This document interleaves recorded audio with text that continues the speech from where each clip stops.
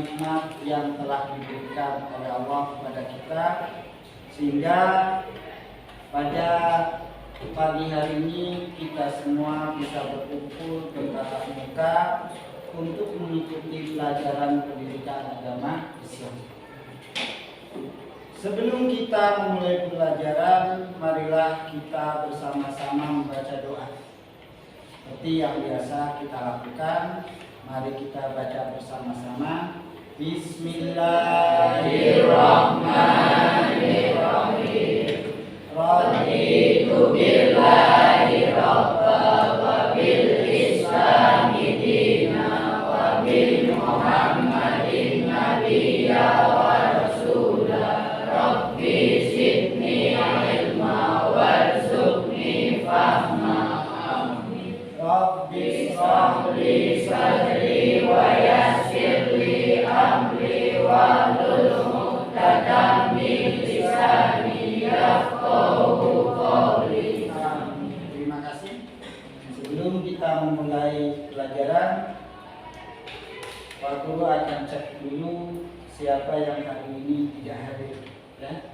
Nanti kalian apabila dipanggil namanya jawab hadir atau tidak.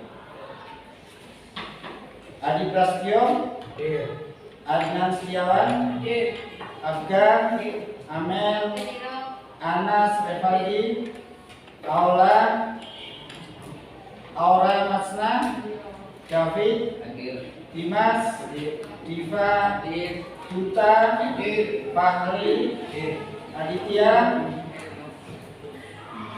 Intan, Gilang, Jaka, Jani, Kaista, Keke, Munajat, Mutiara, ya, Noviana, terus Raisya, Reza, Sagita, Serli, Tri Sulistiono, kemudian Jahwan, Zaki, Fahri. Ini berangkat semua ya. Alhamdulillah kalian pada pagi hari ini bisa mengikuti pelajaran pendidikan agama, semuanya berangkat. Kemudian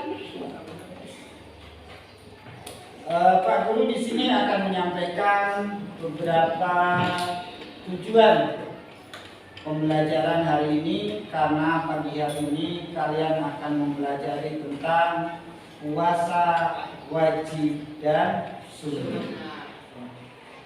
Kita akan mempelajari tentang puasa wajib dan sunnah yang nantinya kalian sebagai peserta didik diharapkan setelah mengikuti proses pembelajaran dapat menjalankan puasa wajib dan sunnah sebagai perintah agama. Kemudian menunjukkan perilaku empati sebagai implementasi puasa wajib dan sunnah, mengidentifikasi dalil naqli, ketentuan, tata cara, manfaat dan halangan puasa wajib dan sunnah, menjelaskan dalil naqli, kemudian ketentuan, tata cara, manfaat dan halangan puasa wajib dan puasa sunnah, kemudian menjalankan atau menjelaskan hikmah puasa wajib dan puasa sunnah. Seperti yang sudah kita ketahui bahwa Allah Subhanahu wa Ta'ala telah mewajibkan puasa kepada umat Islam. Yang pertama adalah puasa Ramadan. Sebelum kita membahas tentang puasa, terlebih dahulu apa sih arti dari puasa? Ya. Pengertian puasa menurut bahasa adalah menahan atau meninggalkan dari sesuatu. Kemudian puasa menurut istilah adalah menahan diri dari makan dan minum serta segala sesuatu yang dapat membatalkan puasa, mulai terbitnya fajar sampai terbenamnya matahari. Definisi dari puasa. Ya. Ada yang namanya puasa wajib, ada yang namanya puasa sunnah. Terus ada pula puasa yang diharamkan. Tapi di sini akan dibahas tentang puasa wajib dan puasa sunnah saja. Ya. Kemudian tata cara puasa wajib dan sunnah. Syarat-syarat puasa. Satu adalah balik atau sudah dewasa. Kalian tentunya sudah tahu apa itu arti balik atau tandanya balik. Kemudian berakal, artinya akalnya sehat, bukan orang gila, ya, atau orang yang tidak waras. Ini akalnya sehat. Kemudian menetap, bukan sedang dalam perpergian atau bukan musafir. Ini sebagai syarat wajibnya puasa. Yang keempat adalah sanggup atau kuat untuk berpuasa. Itu syarat wajib puasa. Kemudian syarat sahnya puasa. Ya. Yang pertama adalah Islam. Yang kedua mumayyiz. Mumayyiz tahu kalian? Mumayyiz adalah bisa membedakan antara yang baik dan yang buruk. Ya. Karena orang yang sudah bisa membedakan yang baik dan yang buruk beda dengan orang yang tidak bisa membedakan. Kalian pastinya sudah tahu, ya, siapa orang yang tidak bisa membedakan antara yang baik dan yang buruk. Kemudian suci dari haid, nifas dan wiladah. Ya, ini khusus bagi perempuan. Kalau laki-laki tidak. Artinya orang yang berpuasa harus suci dari haid, harus suci dari nifas, harus suci dari wiladah. Kemudian syarat sah puasa berikutnya adalah berpuasa pada waktunya. Karena ada larangan waktu yang dilarang untuk berpuasa. Di antaranya adalah ketika hari raya Idul Fitri, hari raya Idul Adha, kemudian hari Tasyrik. Nah, ini hari-hari yang diharapkan untuk berpuasa. Kemudian rukun puasa yang pertama adalah niat. Sudah bisa semua niatnya, ya? Niatnya seperti apa? Nawaitu shomahuri an-adai fardi syahri Ramadan dari sanati khawfadillahi ta'ala. Itu adalah niat dari puasa. Kemudian yang kedua, meninggalkan sesuatu yang dapat membatalkan puasa. Ini punya puasa, ya. Pertama niat, kemudian meninggalkan segala sesuatu yang dapat membatalkan puasa. Hal-hal yang membatalkan puasa: satu, makan dan minum dengan sengaja. Jika lupa, puasanya tidak batal. Nah, ini pasti kalian sudah tahu, ya, apa itu yang dinamakan sengaja dengan yang tidak disengaja. Karena walaupun kalian sedang puasa kemudian lupa makan atau minum, maka puasanya tetap wajib diteruskan dan puasanya tidak batal, kecuali ketika makan dan minum sudah ingat itu sedang puasa diteruskan, itulah yang membatalkan. Berarti itu makan dengan sengaja. Kemudian memasukkan sesuatu ke dalam perut lewat lubang anggota, ya, lewat mulut, lewat hidung, lewat kuping, lewat hidung ataupun mulut, ya, itu dapat membatalkan puasa. Selanjutnya muntah dengan sengaja. Nih, muntah dengan sengaja juga membatalkan puasa. Contoh, kalian sengaja memasukkan sikat gigi terlalu dalam, ya, akhirnya muntah. Itu akan membatalkan puasa. Tapi muntah yang tidak disengaja tidak membatalkan puasa. Kemudian melihat bulan yang menunjukkan tanggal 1 Syawal. Tanggal 1 Syawal atau malam hari raya Idul Fitri. Berarti ketika sudah ada bulan tanggal 1 Syawal, puasa Ramadan sudah selesai. Kemudian hal-hal yang membatalkan puasa. 1. Datangnya haid. Sedang puasa tiba-tiba datang haid, maka puasanya batal, ya. Kemudian sedang nifas setelah melahirkan. Sedang puasa kemudian melahirkan, akhirnya nifas, maka itu pun akan membatalkan puasa. Hilang ingatan atau gila. Sedang puasa tiba-tiba gila, penyakitnya kambuh, penyakit gilanya kambuh, maka batallah puasanya. Murtad, keluar dari Islam, dan pembatal-pembatal puasa lainnya. Memang ada, ya, yang lain daripada ini. Orang yang boleh tidak berpuasa. 1. Orang sakit yang tidak kuat puasa.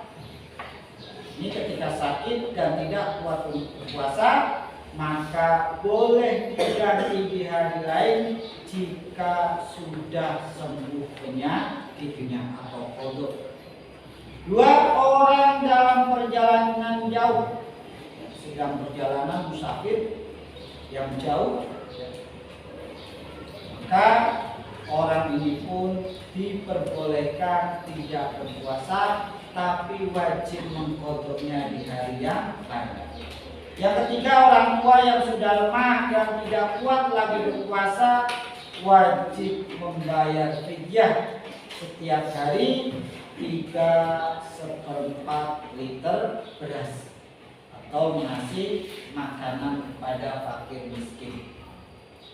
Orang yang hamil dan orang yang sedang menyusui. Ini ada 2.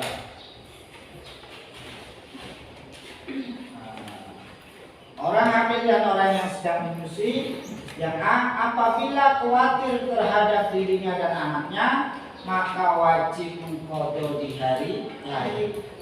Kemudian yang B, apabila khawatir terhadap anaknya, maka wajib mengqada di hari yang lain dan membayar fidyah 3/4 setiap hari yang ditinggalkannya. Hal-hal yang dihindari ketika berpuasa: 1. Memfitnah atau mencela, menggunjing dan marah, mencuri, menipu dan berdusta, melihat perbuatan-perbuatan maksiat, memandang wanita dengan syahwat, bercerita atau mendengarkan cerita bohong. Ini hal-hal yang harus dihindari dalam puasa atau ketika sedang puasa, karena hal ini akan menghilangkan pahalanya puasa. Walaupun puasanya sah, tetapi pahalanya tidak akan berpahala karena berbuat maksiat, yang bahkan akan mendapatkan dosa. Hal-hal yang disunahkan ketika berpuasa: 1.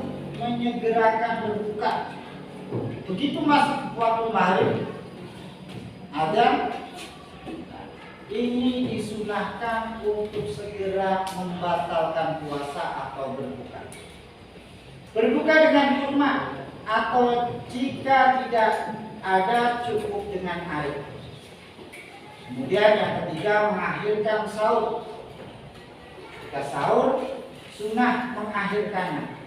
Memperbanyak beramal soleh sodako, memberikan makan dan minum bagi yang berpuasa, dan membaca Al-Quran. Ini hal-hal yang disunahkan ketika kita berpuasa. Ya. Lanjut tentang puasa. Puasa wajib ada 4.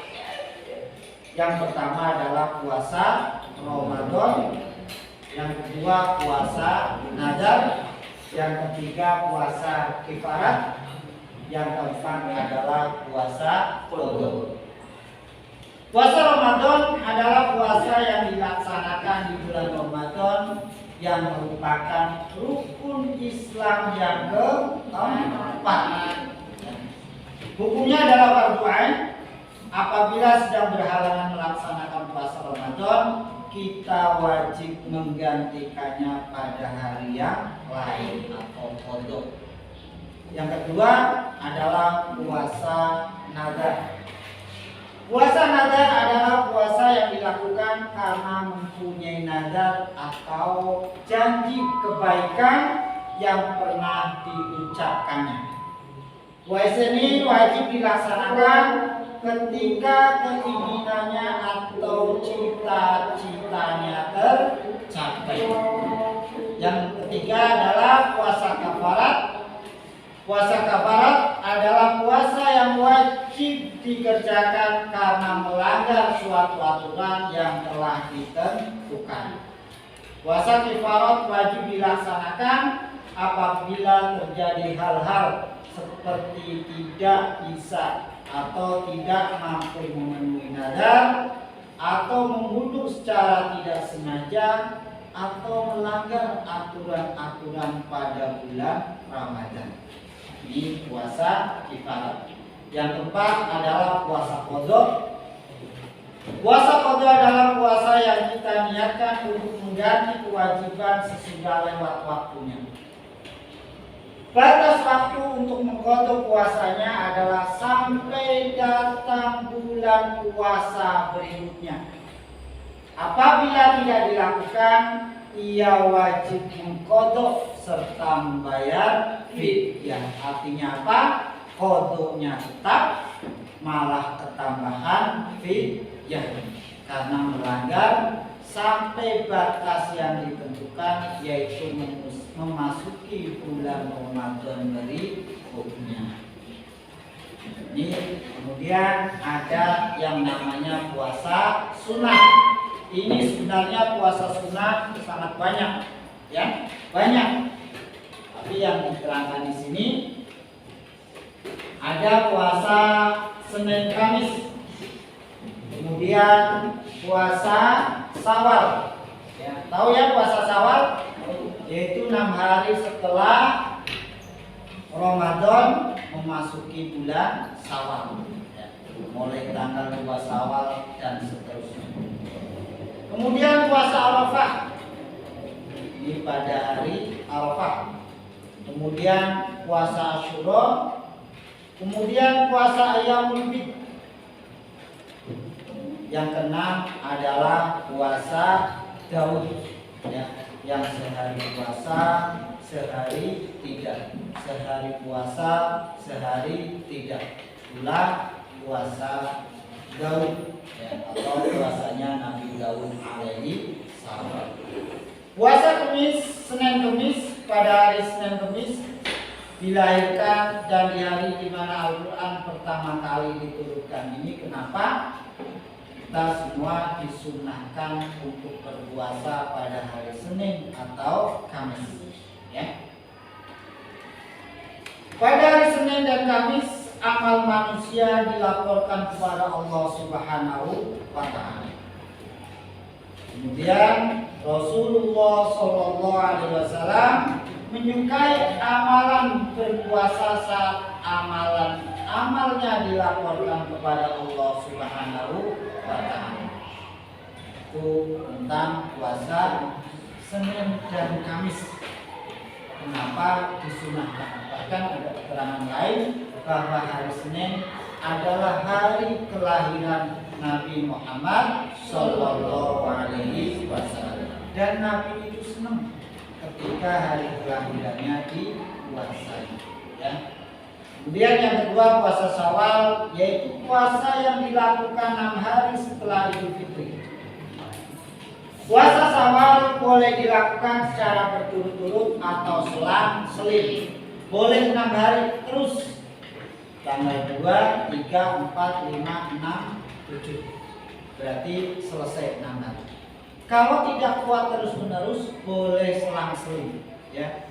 Sehari puasa, sehari tidak, sehari puasa, atau menurut kalian yang paling enak selagi di bulan Syawal, ya. Yang penting 6 hari. Pahala puasa 6 hari di bulan Syawal sama dengan nilai puasa selama 1 tahun. Pahalanya atau fadilah dari puasa Syawal yang sangat besar, ya. Perhatikan puasa 1 tahun. Yang ketiga puasa Arafah. Puasa Arafah merupakan puasa yang dilakukan oleh umat Islam yang sedang tidak melaksanakan ibadah haji pada tanggal 9 Dzulhijjah. Karena orang saat itu yang sedang berhaji sedang berada di Arafah atau wukuf di Arafah. Yang umat Islam yang tidak sedang berhaji disunahkan untuk berpuasa pada tanggal 9 Dzulhijjah. Bagi yang sedang menunaikan ibadah haji tidak disunahkan untuk puasa Arafah. Dalam riwayat hadis disebutkan kesunahan puasa 9 hari di bulan Dzulhijjah. Nah, itu ada ya dari mulai tanggal 1 sampai dengan tanggal 9 Dzulhijjah. Yang keempat puasa Asyura. Puasa Asyura merupakan puasa yang dilakukan pada tanggal 10 Muharram. Pada 10 Muharram terdapat peristiwa besar dalam sejarah selamat Nabi Musa alaihissalam dari kejahatan Fir'aun laknatullah. Ini puasa Asyura. Kemudian Ayyamul Bid. Puasa Ayyamul Bid merupakan puasa pada 3 hari setiap bulannya. Nih, kalian sebenarnya, kita semua sebenarnya disunahkan untuk berpuasa 3 hari selama 1 bulan, atau setiap bulan kita disunahkan untuk berpuasa 3 hari. Ini yang namanya puasa Ayyamul Bid, yaitu pada tanggal 13, 14, 15 kalender Hijriah, atau di saat bulan itu sangat terang. Tanggal 13, tanggal 14, tanggal 15 pada bulan Hijriah. Pada hari itu bulan sedang dalam keadaan terang. Orang yang konsisten menjalankan 3 hari setiap bulannya mendapatkan pahala sebanyak puasa 1 tahun. 3 hari, tapi pahalanya membagikan puasa 3 tahun. Kemudian puasa Daud. Puasa Daud adalah puasa yang dilakukan dengan selang-seling. 1 hari puasa, kemudian 1 hari tidak berpuasa, dan seterusnya. Puasa Nabi Daud merupakan puasa terbaik karena membentuk pribadi yang istiqomah dalam keadaan takwa dalam ketakwaan kepada Allah Subhanahu wa Ta'ala. Ini tentang puasa sunnah. Kemudian hikmah dan fungsi puasa dalam kehidupan. Yang pertama, sebagai upaya untuk lebih mendekatkan diri kepada Allah, sebagai upaya melatih kedisiplinan, kejujuran, dan kepercayaan diri, sebagai upaya melatih pengendalian diri, sebagai upaya memelihara kesehatan, kemudian sebagai ungkapan rasa syukur pada Allah yang telah memberikan segala nikmat kepada hamba-hambanya, sebagai upaya membiasakan diri memelihara amanah, sebagai upaya memupuk rasa kasih sayang terhadap fakir miskin dengan menjalankan puasa Ramadan secara ikhlas akan diampuni dosa-dosanya yang telah lalu. Ini materi tentang puasa wajib dan sunnah.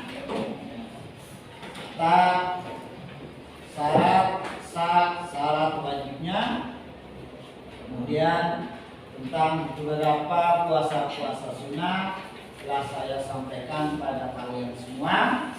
Kemudian saya harap kalian bisa membentuk kelompok, ya, segera membentuk kelompok, kemudian berdiskusi tentang masalah puasa wajib dan sunnah. Ya, segera kalian membentuk kelompok dan mengerjakan tugas untuk kerja kelompok. Silahkan cepat menjadi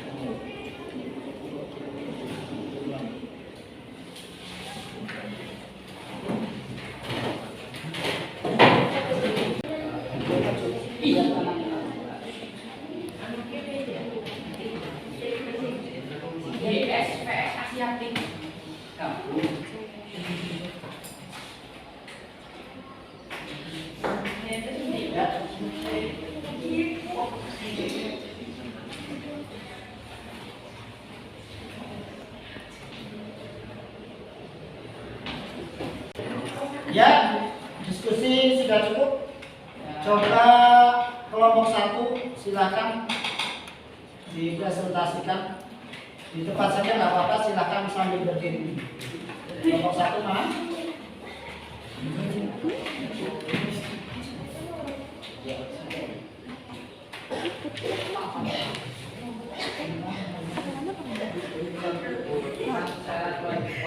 Satu berapa sehat, 2 kebalik, 3 hampir puasa.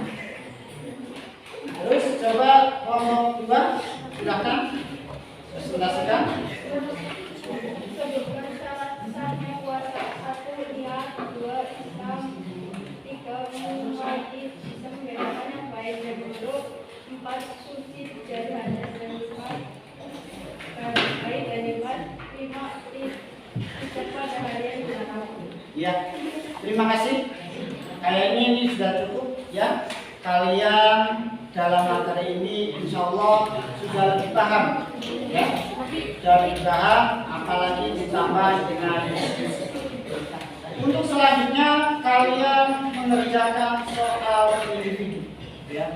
Artinya kalian mengerjakan sendiri-sendiri. Silahkan kalian kerjakan di buku masing-masing pada, ya, di buku kalian masing-masing. Kemudian saya kasih waktu 10 menit. 10 menit, insya Allah, karena soal ini mudah dan saya harap kalian akan lebih paham dengan materi yang aku sampaikan. Ya, silakan mulai dikerjakan. Ya, sudah selesai. Silakan kumpulkan tempat.